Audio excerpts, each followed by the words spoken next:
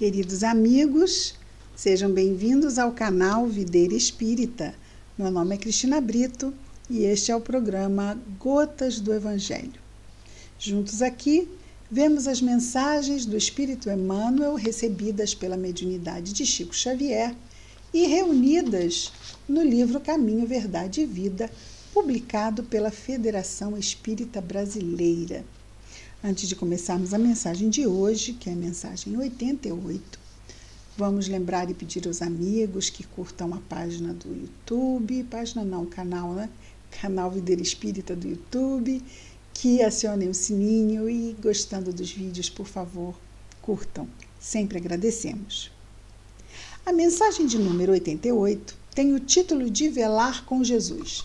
E é interessante que nós vamos vendo na sequência que Emmanuel vai organizando aqui no livro Caminho, Verdade e Vida.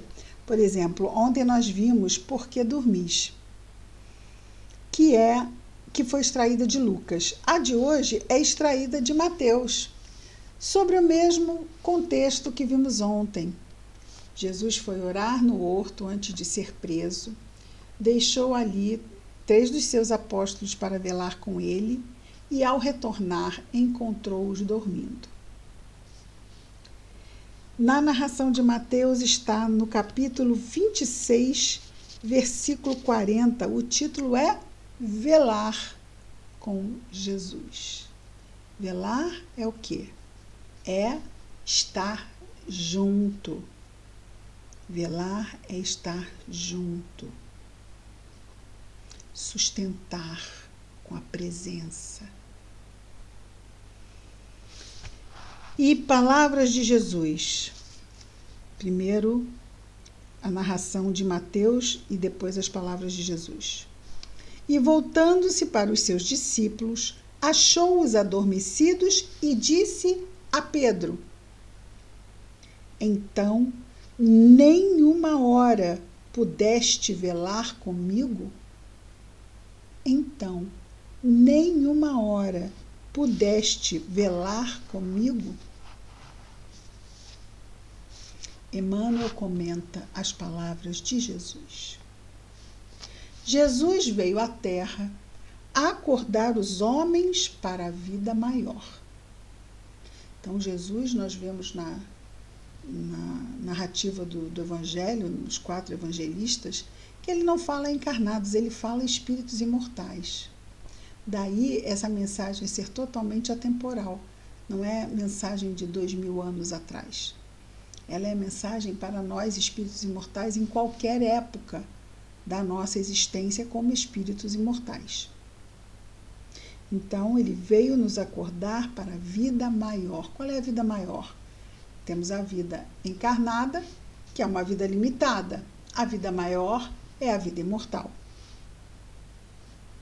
E que vive o espírito imortal, não é? Aqui nós nos sentimos muito um espírito mortal, se é que se pode pensar assim, não é? Vamos refletir aí, quem não tem medo da morte? Morrer. Mas eu sou espírita. Espírita não tem medo de morrer? Quantos ainda não gostam nem de morrer? Não, desencarnar. Morrer e desencarnar é diferente? Sim, sim. Mas por que a gente não pode falar morrer? Morrer tem todo um pejo, né? Um sentido de tabu, onde nós, por séculos e séculos, fomos muito assediados com medos com relação à morte, até mesmo pelos mistérios que isso envolvia e a questão do inferno eterno. Então, isso tudo nos espicaçava a consciência. E aí ainda teve uma época, né, que as pessoas pagavam para sair do inferno eterno, as coisas assim, né, das indulgências, umas fantasias. Isso por muito tempo nos atormentou. Hoje nós temos um outro entendimento. Se nós quisermos ter até um aprofundamento dessa questão, vale muitíssimo, muitíssimo a pena estudar uma obra pouco estudada da codificação kardeciana, que é O Céu e o Inferno. Então, no início, que ele faz toda aquela retrospectiva, não é, das nossas ideias de céu e inferno, porque o nosso medo da morte está muito ligado a toda essa história. Hoje nós estamos nos reeducando mentalmente, não é? Para a passagem. Morte, sim, morte. Morte é todo o final de um ciclo. E se nós podemos nos reportar à Lavoisier. Na natureza, nada se perde, ou seja, nada morre, nem nada se cria. Tudo se transforma. Então, o que nós vemos são finais de ciclos e início de ciclo. A lagarta tem que morrer para a borboleta nascer. Então, são mortes e nascimentos, finais de ciclo, inícios de ciclo, mas tudo dentro de um contínuo, né? Dentro de uma continuidade. Sempre em direção ascensional de progresso, que é uma das leis de Deus. E o nosso querido Emmanuel continua dizendo o seguinte, depois de dizer, não é, veio para a vida maior,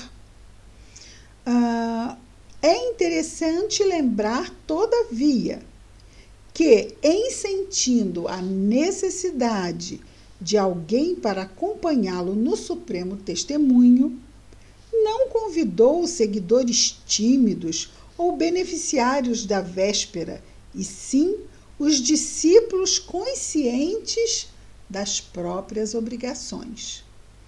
Então, ele tinha uma expectativa maior, não é? Entretanto, aliás, Jesus não tem expectativas sobre nós, não é? Porque ele nos conhece, de trás para frente, de frente para trás. Nós podemos nos surpreender conosco, ele não. Nós podemos nos pegarmos assim, ai, mas como que eu fiz isso? Como? Ele não. Ai, mas como que pode acontecer? Espírito puro. A gente não tem noção do que é isso, não tem mesmo. Também não. Mas é alguma coisa que transcende o fato de ele nos conhecer a cada um deste mundo, estejamos nós encarnados ou desencarnados. São bilhões e bilhões de espíritos, cada um particularmente. Estou me lembrando aqui de uma história do Chico Xavier, que ele tinha umas crianças que ele dava bala, levava balas nos bolsos e distribuía as balas para as crianças da vizinhança, várias crianças. E ele ia caminhando, e as crianças iam vindo, e ele falava com cada uma, e a cada uma ele chamava pelo nome. E uma pessoa perguntou para ele como é que ele conseguia, eram muitas crianças. E a cada criança ele perguntava, não chamava apenas pelo nome, como estava a dona fulana, cicrana, sua mãe, sabia do contexto da vida de cada uma delas. E a pessoa, vendo aquilo, ficou surpresa, não é? Ficou surpresa, nossa. Eles vinham como abelhas nas flores, por causa das balas. E a pessoa perguntou para o Chico Xavier como é que ele conseguia lembrar do nome de todas. E ele disse que era o amor que fazia isso, que fazia com que a memória dele lembrasse de todas. Imaginemos, Jesus, Chico Xavier, não é um espírito puro, ainda não é um espírito bom, não é? Ele é um espírito imperfeito como nós, daí estar neste mundo como nós. Ele mesmo se dizia, ainda frente a várias expiações. Mas o poder do amor é esse, está em nós. A luz está em nós. Como Jesus disse, basta que façamos brilhar. E então o nosso Emmanuel continua dizendo assim, entretanto, voltando aqui à cena, de Jesus os encontrar dormindo, esses mesmos discípulos que ele confiava, que eram os mais conscientes em suas obrigações, esses mesmos dormiram, intensificando a solidão do divino enviado. é indispensável. Rememoremos o texto evangélico para considerar que o Mestre continua em esforço incessante e prossegue convocando cooperadores devotados à colaboração necessária. Então, nós vemos muitas frentes no mundo de ação no bem, muitas, a começar dentro dos lares. Então, nós vamos ser chamados, e somos, na medida em que nos preparamos para assumir tarefas dentro da ação do bem no mundo, em várias instâncias da sociedade. Em várias. Não é apenas uma, mas cada um de nós em mais de uma instância. A ação do bem está em vários níveis da nossa sociedade. E Emmanuel nos diz: claro que não confia tarefas de importância fundamental a espíritos inexperientes ou ignorantes. Bom, vamos aqui pensar numa grande tarefa recebida por um grande espírito, que foi Allan Kardec, o professor Hippolyte Léon Denisard Rivaio. Ele poderia não ter cumprido a sua tarefa, mas ele foi aquele discípulo que não dormiu, que esteve ali velando e que levou sua tarefa de codificar a doutrina espírita até o final. Então, Jesus não confia tarefas de importância fundamental a espíritos inexperientes ou ignorantes, mas é imperioso reconhecer o reduzido número daqueles discípulos que não adormecem no mundo, ou seja, embora ele chame pessoas que tenham condições, Emmanuel diz que apenas um reduzido número não adormece no mundo, enquanto Jesus aguarda resultados da incumbência que lhes foi cometida. Esquecendo, porque todas essas incumbências, amigos, elas não surgem aqui. Elas não surgem aqui. Um dia a gente acorda e estamos assumindo uma incumbência. Não. Essas incumbências, elas são assumidas no mundo espiritual antes de para cá nós chegarmos, nós virmos. Elas são assumidas, esses compromissos, e eles estão dentro do nosso planejamento reencarnatório. São compromissos que nós assumimos conosco mesmo.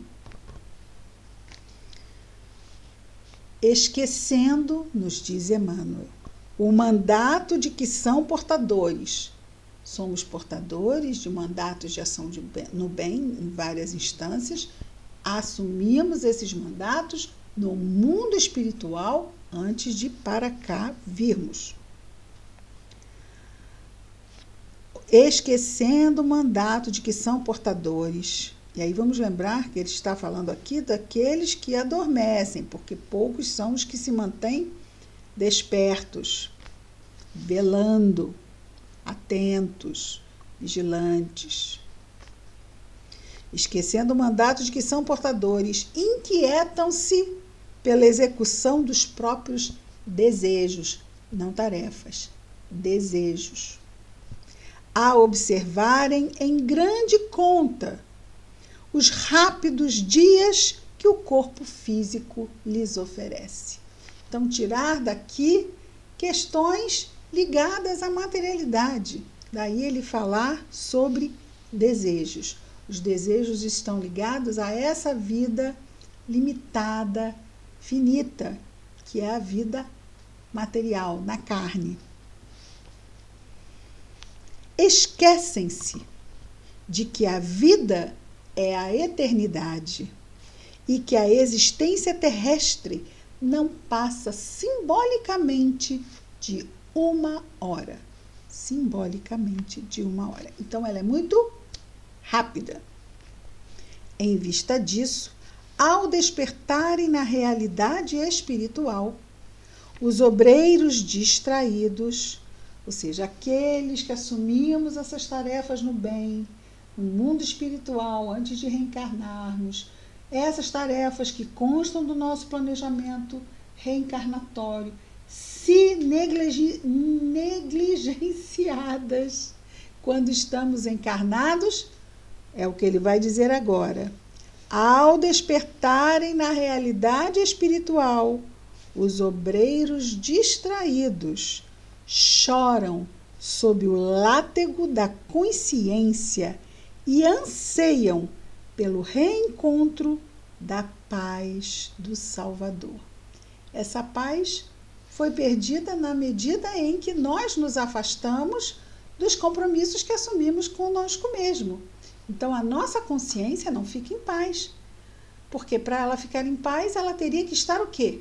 Quite com os compromissos que assumiu, né? Ou nós precisamos estar quites, minimamente quites, com os compromissos que assumimos antes de reencarnarmos, compromissos esses que compõem lá o nosso planejamento reencarnatório. Então, vendo aqui, choram sob o látego da consciência e anseiam pelo reencontro da paz do Salvador, mas ecoam-lhes, então vão encontrar a paz do Salvador. Em vez disso, ecoam-lhes ao ouvido, esse português mais erudito às vezes, né? É quase um quebra-língua. Mas ecoam-lhes ao ouvido, ou seja, essas palavras ficam ecoando nos ouvidos, as palavras endereçadas a Pedro, como se nós ouvíssemos, como se fossem para nós. Então, nem por uma hora, e daí ele comparar a encarnação com uma hora. Que uma hora é essa? A uma hora em que Jesus foi orar e, ao voltar, encontrou seus discípulos adormecidos. Então, essa uma hora seria a própria encarnação não aproveitada convenientemente. Então, nem por uma hora pudeste velar comigo? E Emmanuel conclui dizendo o seguinte: e em verdade, se ainda não podemos permanecer com o Cristo, vigilantes, atentos, velando com o Senhor, ao menos uma hora, e essa uma hora é uma encarnação, como pretendemos a divina união para a eternidade? Essa é uma chamada, porque nós estamos em pleno caminhar. E é muito bom quando recebemos chamadas durante o nosso caminhar, não depois, porque depois já foi. Quando nós ainda estamos no caminho, temos tempo de reavaliar, de no novo dia a providência divina vai nos oferecer de novo as oportunidades e desta vez nós podemos refletir, parar, pensar, vou aproveitar melhor, porque eu ainda estou aqui, eu tenho tempo, nós temos tempo. Um dia, que seria um minuto nesse dia dessa encarnação, um dia na nossa encarnação, um dia de 24 horas, é um período fantástico. Às vezes, num dia, nós fazemos uma coisa, chegamos a uma conclusão, tiramos um entendimento e isso nos enriquece. Como estamos aproveitando cada dia, levantando de novo a proposta de Santo Agostinho na mensagem da questão 919 do Livro dos Espíritos, e chegar à noite, repassar o dia, ver o que foi feito, o que amanhã pode ser melhorado, isso muito, muito pode nos ajudar. Essa foi uma chamada muito feliz, como todas, do nosso querido Emmanuel. Vemos que ele é um companheiro mesmo a nos ajudar em tantas e ricas reflexões. Vamos hoje, inclusive, então, merecidamente, também incluir o nosso Emmanuel e o nosso Chico Xavier, que sem a sua mediunidade o seu instrumento, né, que é essa mediunidade, esse talento, esse recurso que Deus ofereceu a ele, que ele tão bem utilizou na sua encarnação, nós não teríamos essas benditas mensagens que tanto nos têm iluminado os dias. Vamos orar. Querido Mestre Jesus, obrigado, Senhor, por mais este dia em nossa encarnação. Ajuda-nos, Mestre amado, a estarmos atentos, velando contigo, atentos ao teu Evangelho, às tuas lições e às nossas ações, aos nossos pensamentos e sentimentos. Ajuda-nos, Jesus, a nos lembrarmos da prece e de avaliarmos os nossos dias, Senhor. Abençoa os nossos esforços, o nosso anjo guardião, a nossa ligação com esse querido companheiro. Abençoa os nossos lares, Senhor. Abençoa os nossos familiares e também aqueles familiares que já partiram para o mundo espiritual. Abençoa, Jesus, a todos os nossos irmãos, em especial aqueles que, onde quer que se encontrem, estejam em sofrimento, Jesus. Te agradecemos por tantas bênçãos, Senhor. E o nosso coração, iluminado de alegria e de gratidão, te pede, mais uma vez e sempre, que a tua paz esteja em nós e entre nós, hoje e sempre. Graças a Deus.